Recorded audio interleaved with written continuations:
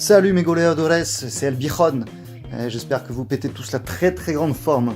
Avant de commencer, pensez à vous abonner et à activer la cloche pour recevoir les notifications, car je posterai régulièrement du contenu pour un match qui aura lieu le soir même ou le lendemain de la publication de la vidéo. Je suis vraiment ravi et très excité de vous retrouver ce soir pour enfin rentrer dans le vif du sujet sur cette chaîne, puisqu'après 2 vidéos de présentation, on va enfin s'intéresser à une analyse bien précise. Et pour le premier prono présenté sur cette chaîne, on va s'intéresser à notre bonne vieille Ligue 1 et ce match qui opposera samedi soir Dijon à Amiens. Et on s'intéressera plus précisément au buteur de l'équipe de Dijon, Julio Tavares, qui est vraiment plein fer en ce moment. Comme on peut le voir, il a inscrit 8 buts sur les 9 derniers matchs. Il en a donc inscrit un à Strasbourg. Le petit C à côté de Strasbourg représente le fait que c'était un match de coupe. Il a ensuite marqué contre Metz, à Strasbourg, contre Rennes, un doublé contre Nice. Il n'a pas marqué à Monaco, il n'a pas marqué non plus à Troyes où il y avait eu 0-0. Et il a mis un but contre Caen et encore un but le week-end dernier à Saint-Etienne, qui est une équipe qui revenait très bien en championnat, ce qui prouve qu'il est même capable de marquer contre des équipes qui sont solides en ce moment. Quand même toujours difficile de marquer dans le chaudron. Il a donc mis 8 buts sur ses 9 derniers matchs, c'est relativement énorme. 7 buts sur les 8 derniers matchs de Ligue 1, sans compter donc le match à Strasbourg qui était en coupe. Et surtout, sur les 5 derniers matchs à la maison, sur les 4 derniers matchs à la maison, il a mis 5 buts, dont un doublé contre Nice, où il y avait un penalty. Donc cet attaquant-là est vraiment on fire, et il claque quasiment à tous les matchs, en tous les cas à tous les matchs à domicile, ce qui tombe bien, samedi soir c'est Dijon qui reçoit. Alors si l'on s'intéresse rapidement également au classement de ces équipes, eh bien on voit que Dijon se classe 10e, avec donc 36 points en 28 matchs, alors que Amiens n'est que 16e, donc il lutte vraiment pour la relégation avec 29 points pris en 28 matchs.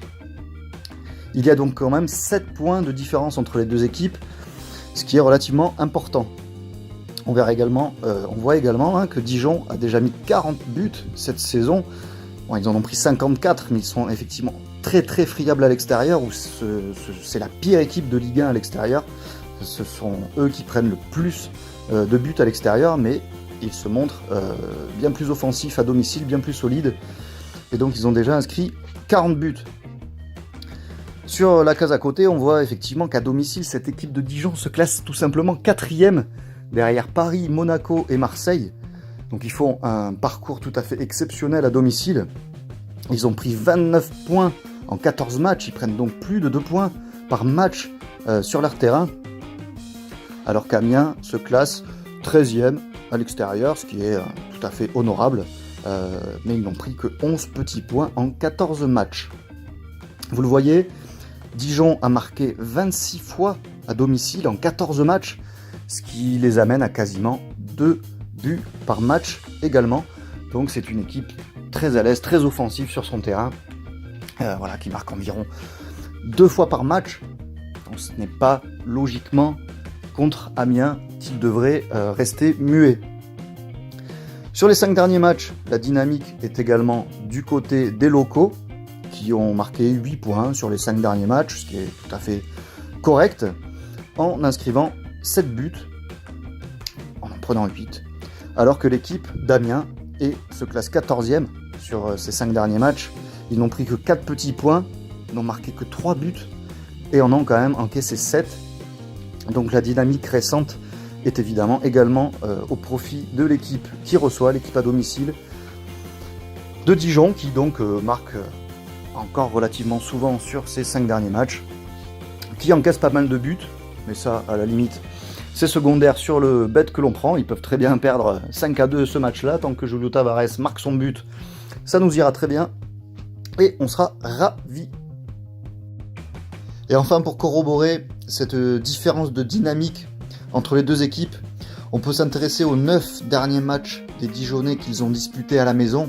Sur ces 9 matchs là, ils en ont gagné 8 en inscrivant 21 buts sur cette période, alors que les Amiénois sont sur une série de 6 défaites sur leurs 7 derniers matchs à l'extérieur, Et sur ces 7 derniers matchs-là, ils ont pris 14 buts, soit 2 buts par match, tout rond. Bon, l'historique de Julio Tavares contre cette équipe d'Amiens se réduit au match aller, puisqu'Amiens était en Ligue 2 l'année dernière, c'est un promu. Donc Julio Tavares n'a affronté qu'une seule fois cette équipe d'Amiens au match aller, où il n'avait pas marqué.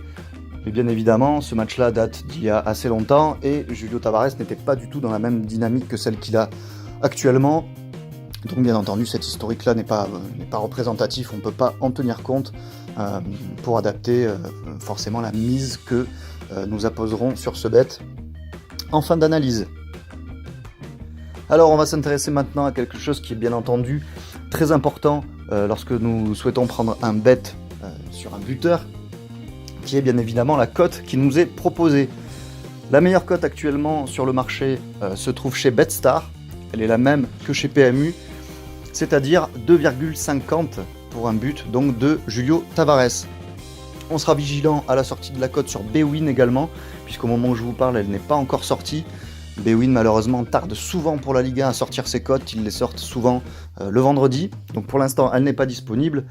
Bien entendu, avant de prendre un buteur, il faut s'assurer qu'il soit titulaire.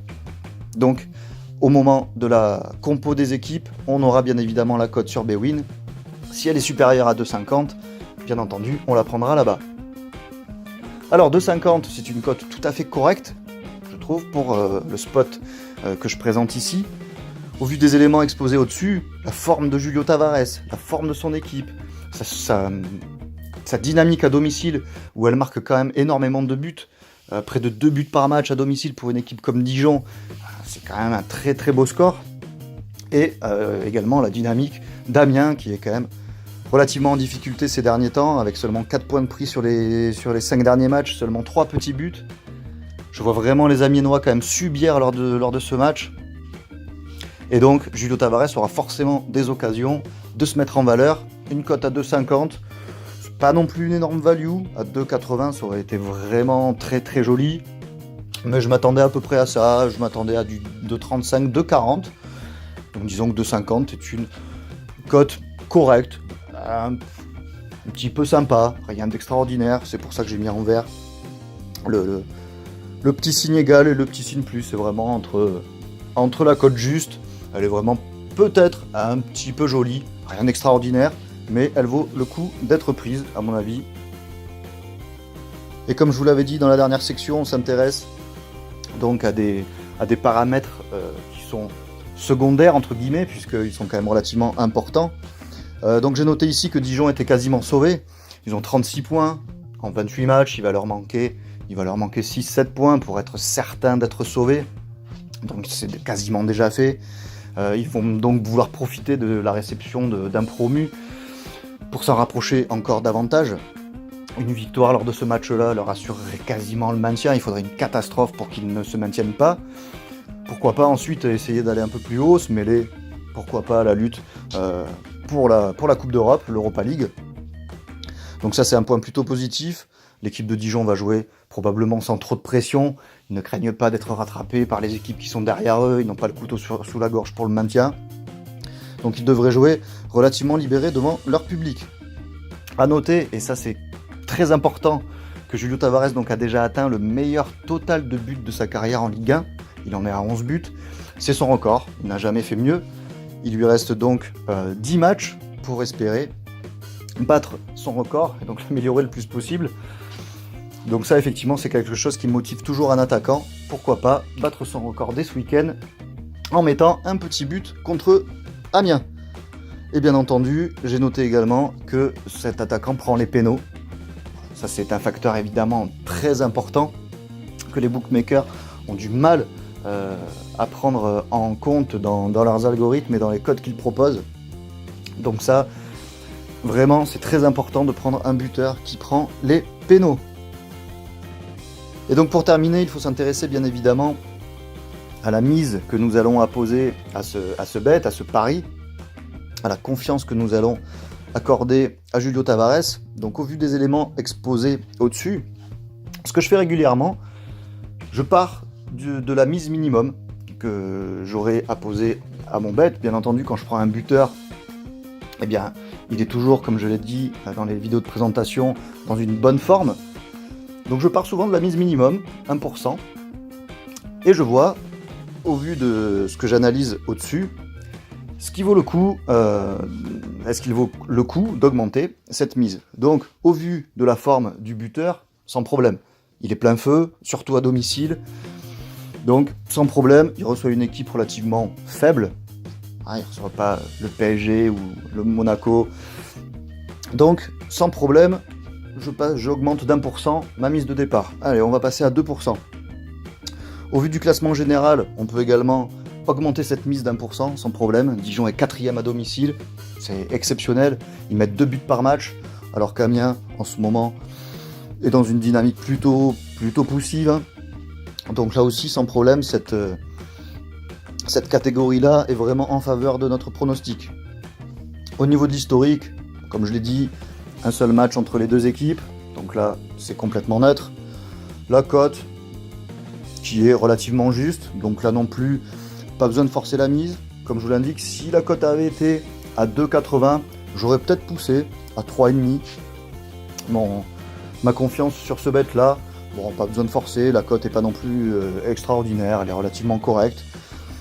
Donc je me suis décidé pour une mise à 3% sur ce pari qui me semble quand même relativement solide. En plus, voilà, Tavares prend les pénaux, donc un petit pénaux est vite arrivé, ce qui nous permettrait de passer le bet en toute tranquillité. Voilà, on en a fini avec l'analyse, la première analyse présentée sur cette chaîne. J'espère que cette présentation vous aura plu, qu'elle vous aura convaincu. J'en ferai donc beaucoup d'autres. J'essaierai de poster un bet par semaine. J'essaierai de faire ça le jeudi soir pour que vous ayez vraiment connaissance du bet un petit peu à l'avance. Voilà, le jeudi soir, on a quand même les cotes à peu près partout, à part sur Bwin, pour la plupart des championnats. Donc j'essaierai de vous faire ça le jeudi soir très régulièrement. J'espère donc que cette analyse vous aura aidé à voir un petit peu comment je fonctionnais pour le choix d'un buteur et comment je fonctionnais surtout pour y apposer une fiabilité.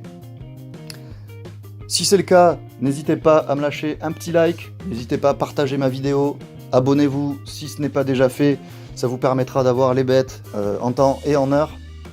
Et n'hésitez pas à me lâcher un petit commentaire, posez-moi vos questions, venez me rejoindre sur Facebook, sur les réseaux sociaux pour me poser des questions si vous en avez. Tchuss mes goleadores!